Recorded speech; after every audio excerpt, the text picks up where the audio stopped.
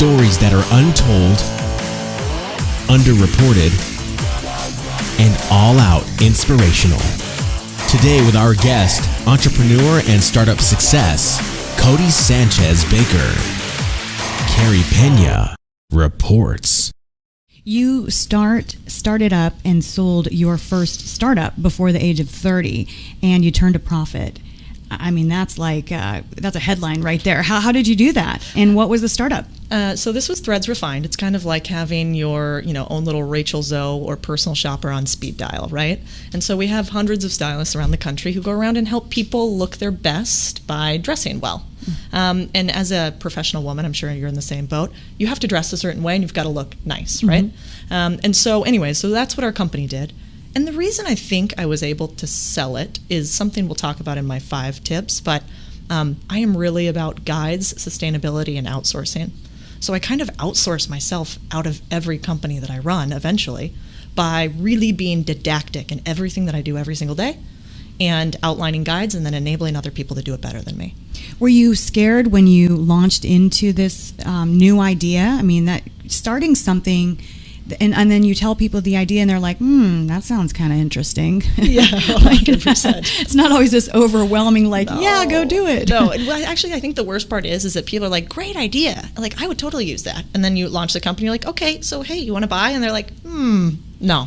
So I think you have to get outside of your personal circle of friends in order to make money. And yeah, I was scared, especially for those who have an established persona and something successful, which my finance business was, to go out and then create this little cute fashion blog, it's kind of abnormal. Right. Most people stick to one track. Because one of the things that was very compelling when I first was introduced to you, by the way, thank you, Jim Knapp, who introduced us, a mutual friend who introduced us on Twitter, love that social media, was just how different you have a fitness background, not fitness, finance and fashion, probably fitness too, but finance and fashion, and it's not like you've tried to create just one brand for yourself, that you're very multi-layered, and I found that super interesting and intriguing. Well, I think you're the same way. You have a media company, but you also do what we're doing here, which is podcasts and on camera.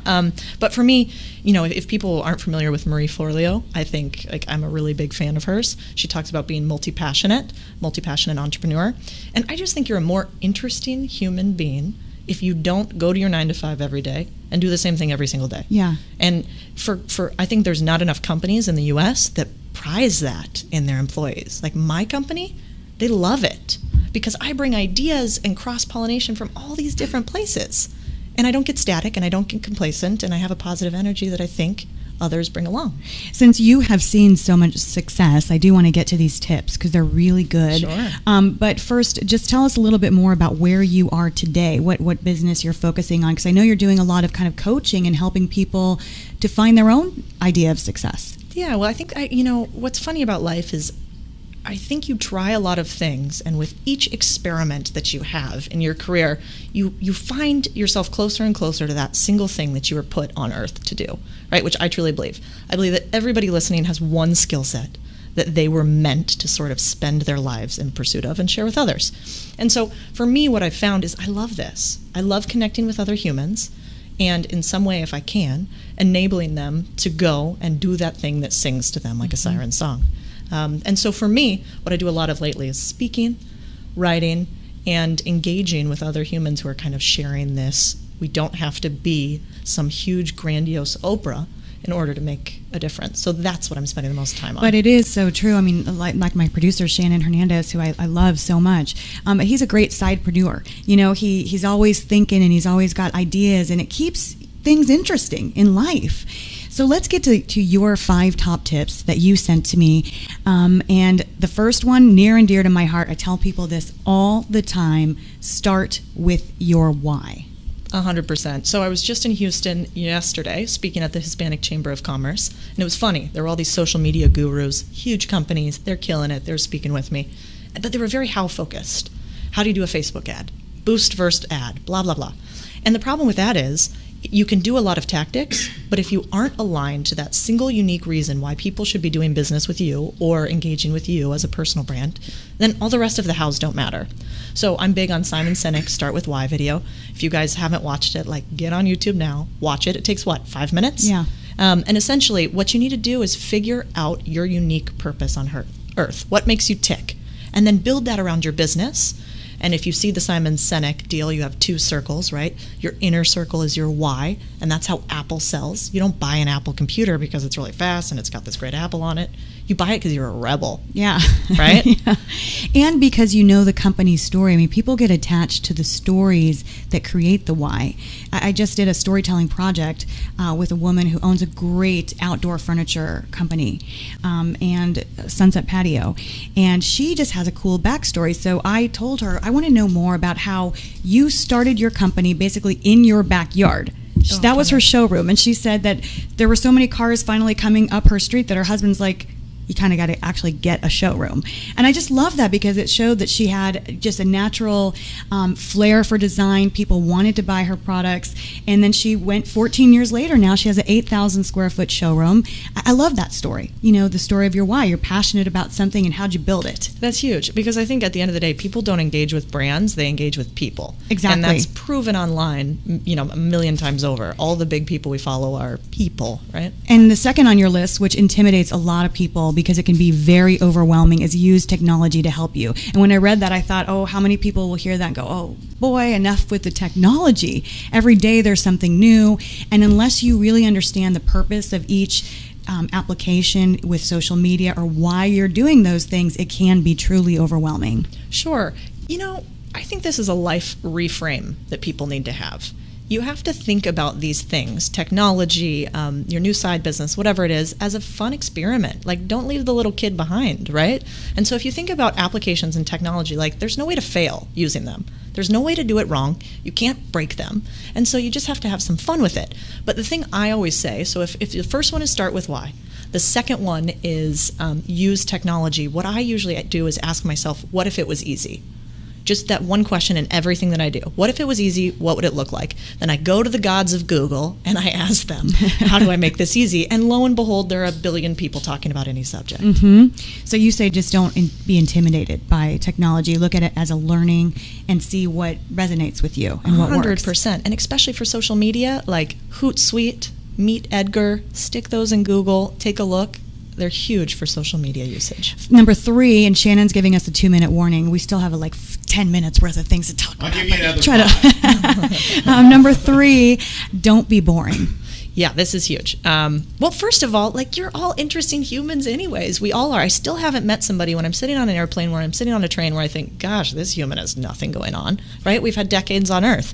So I think the point on social media and in your business and everything else is let that little freak flag out a little bit. That's why people like Nasty Gal, right? What a weird name. I buy from that store. Mm-hmm. And that's why people like brands, or people like The Rock, because he's got this funky, weird deal. He's so right? cool, yeah. Yeah, and he's not boring. Mm-hmm. When you look at his videos, you're not going to get well, thank you for joining us today as I'm weightlifting. No. I think that is such a good point, and Shannon has actually helped me a lot with this. I'll just be really transparent that, I have a news background, so I was used to being a news anchor, and you get very in the box. So pulling back the curtain and just showing people, look, this is what's happening behind the scenes. Everything's not always perfect. I don't always say everything perfect. I mean, it really has helped me show more of myself to my audience, and that's been very freeing for me. Oh my gosh. And every time I post something that I think, oh God, I shouldn't have posted that, everybody reacts the best. Yeah, you were saying that you have your fair share of typos, and sometimes you cringe, but it is what it is. Oh, I throw it. And people are going to comment on it. I have one friend that every time she's like, no, it's Y-O-U-R, not Y, And I'm just create content. Let's worry about putting out real content, not the grammar. Number 4, another excellent tip, become an expert. Become an expert in what you are talking about, and people connect much more real with you in that way if you're an expert. Yeah, I mean, the one line here would be, if you believe that what you are doing, yourself, your team, or whatever, that you're best in class, then you have a moral imperative to go out and share it with the world. And so the only way that you can do that, I think, is by becoming an expert and sharing this information that you have, whether it is in lawn furniture, whether it is in media, whether it is in business. You need to go out and share it. And so there are 5 steps on my website. There's a link to a spreadsheet that has 5 steps of how you can do that. And again, you don't have to be Oprah to do it. You can be you, and you are interesting. See, I love a girl who has a spreadsheet right there on her website. You don't mess around. I love And number 5 on your list, let me scroll down here, is don't only do social media and don't wait for opportunity to come to you. Nothing beats pounding the pavement. What do you mean? I mean, isn't that true? Well, first of all, sales is sales, right? At the end of the day, I think the only way to have something to be sustainable is for it to be profitable. And so in order for you to have a side hobby, I think you should be paid for that side hobby. And what I mean by that is you need to go out and you need to make some sales calls. And you need to engage with people. And you need to post things on the internet and try advertisements. You can't wait for people to come to you. And that is, I think, a huge fallacy that we all buy into, is that if we put a website up, if we build it, they will come. Wrong. You got to go find them and drag them in. Yeah, and explain exactly what it is you're doing. You know, I love the fact that your mom is here today. You super cool lady. Hi, Mom. I love the fact that when we were talking about your pre-interview, that you wrote to me that, you went to public schools and you had 2 great parents who really raised you to follow your dreams. And your mom's a teacher, right? 100%. Yes, she's a special education teacher. Talk about patience for 30 years, huh? But, I think that that's an important message, because in today's society, there is so much made out of where we can put our kids in school. Are they going to be in the best? Or we're going to get on these long lists? And there's nothing wrong with that. But I also think that your point is a good one, that a lot of this starts at home, that any kid really who is backed up by the people around them and told you can go out and achieve, it's huge. Absolutely. I mean, if I have one thing that I wish every human would do, it would be to always ask. Ask for a % off of your dinner and make it uncomfortable. Ask for the promotion that you want. Ask for the next job. Ask somebody that you're sitting next to that you think's an interesting human a question. And I think that starts at home, because my parents always said to me, well, why are you doing this? Why are you doing that? And they let me ask why a billion times. Yeah. So what's next for you? I think what I want to do next, if I'm super honest, I love writing. And, when I talk about finding your why and finding that thing that kind of you lose time in as you do it, that for me is writing and maybe speaking.